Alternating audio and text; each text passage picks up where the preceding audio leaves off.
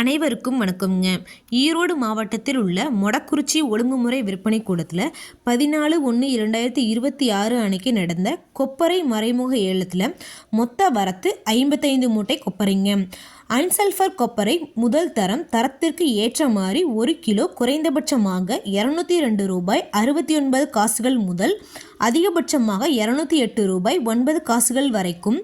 முதல் தரம் சல்ஃபர் போட்ட கொப்பரைங்க தரத்திற்கு ஏற்ற மாதிரி 1 கிலோ குறைந்தபட்சமாக ரூபாய் 199 முதல் அதிகபட்சமாக ரூபாய் 195 வரைக்கும்.